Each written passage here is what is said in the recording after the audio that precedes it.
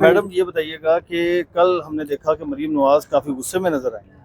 بسم اللہ الرحمن الرحیم. ایاک نعبد و ایاک نستعین. مجھے یہ چیز نہیں سمجھ آتی ہے کہ ایک تو میرے خیال میں نہ صرف یہ ظلم ہے پاکستان کی اس عوام کے ساتھ جنہوں نے فیبرری کے اس الیکشن میں ریفرینڈم کیا تھا عمران خان کے حق میں، کیونکہ یہ پی ٹی آئی کے حق پہ ڈاکہ ڈالنے کے بعد فارم 47 کے تحت بننے والی سی ایم کو ابھی تک اس بات کا یقین کیوں نہیں ہو رہا کہ وہ جس طرح سے بھی ہمارے اوپر نازل ہو گئی ہے پاکستان اور اسپیشلی پنجاب کی عوام میں جو کہ پاکستان کا سب سے بڑا صوبہ ہے، اور وہ ایز اے فیمیل ان کو تو میرے خیال میں کچھ غیرت ہی کر لینی چاہیے، جو کہ ان کا دور دور تک شرم سے واسطہ ہی نہیں ہے کہ آپ ایک ایز اے فیمیل اس طرح کی اسٹیٹمنٹ دے رہی ہیں اور آپ کے اوپر کوئی کنٹرول ہی نہیں ہے. کہ جنہوں نے اداروں پر حملہ کیا ایٹ لیسٹ اس خاتون کو بھی ضمانت دے دی گئی. میرے خیال میں ان کا تو ریسنٹلی جو کل کا اسٹیٹمنٹ ہے، کل کی جو اسٹیٹمنٹ ہے اٹ سیلف وہ بھی اداروں پہ ہی حملہ کر رہی ہیں. جب انہوں نے کہا کہ جی سپریم کورٹ یا ان اداروں کو آنی ہاتھوں سے لیا جائے، تو میری یہ ریکویسٹ ہوگی اپنی سپریم کورٹ کے جسٹس صاحب سے، چیف جسٹس صاحب سے، کہ وہ سو موٹو لیں. ان کے خلاف بھی کنٹیمپٹ بنتی ہے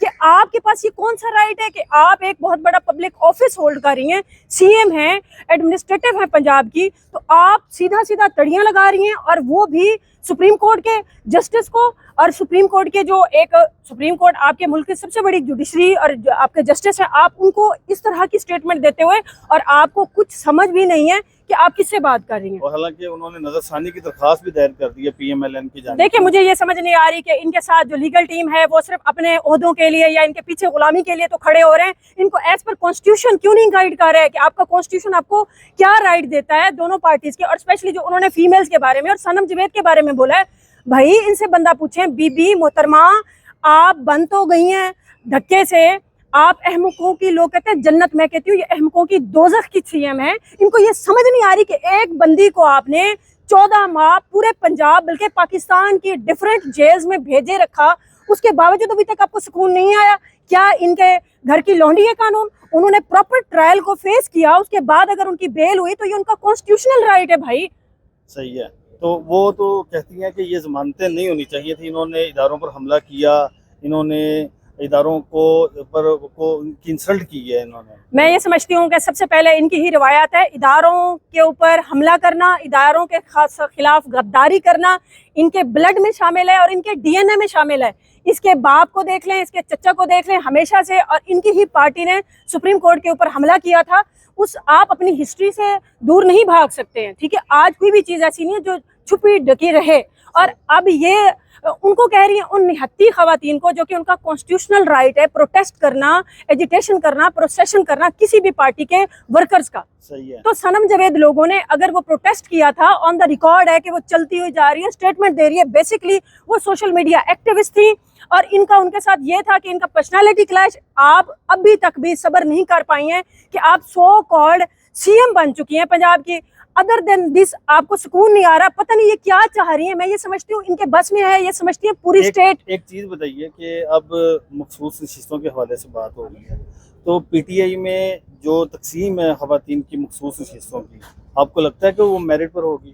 دیکھیں جی، جو بھی اس طرح کا ڈیسیژن ہے وہ وداؤٹ خان صاحب کی کنسنٹ کے نہیں ہوئے گا. فائنل اور فائنڈنگ اتھارٹی جو ہیں وہ خان صاحب ہیں، اور ان کے پاس جو بھی لسٹیں جائیں گی، اور پارٹی اگر جس کو بہتر سمجھے گی کہ ان کی پارٹی کے ساتھ وفاداریاں اور پارٹی کے ساتھ ان حالات میں اسپیشلی 9 مئی کے بعد جو لوگ پارٹی کے ساتھ کروشل ٹائم میں کھڑے رہے ہیں، میرے خیال میں خان صاحب جیسے خود ڈٹے ہوئے ہیں. اور خان صاحب کی طرف سے بڑا کیٹیگوریکلی کلیئرلی یہ میسج ہے کہ آپ لوگوں نے ایسے ڈٹے رہنا ہے، کیونکہ ہم حق کی راہ کے وہ سپاہی ہیں جو اپنی جان کی پرواہ کیے بنا رول آف لا، آئین و قانون کی بالادستی اور قانون کے استحکام کے لیے ہم اس سفر میں نکلے ہیں.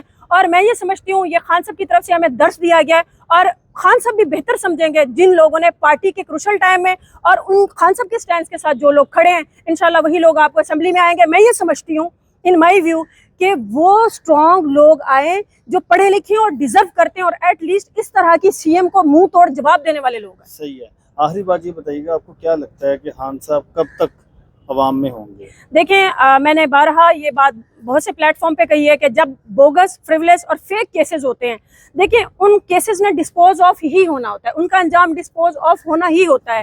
تو دیکھیں انشاءاللہ خان صاحب کے اوپر کوئی اس طرح کے کیسز ہیں نہیں جو انہوں نے بنائے تھے.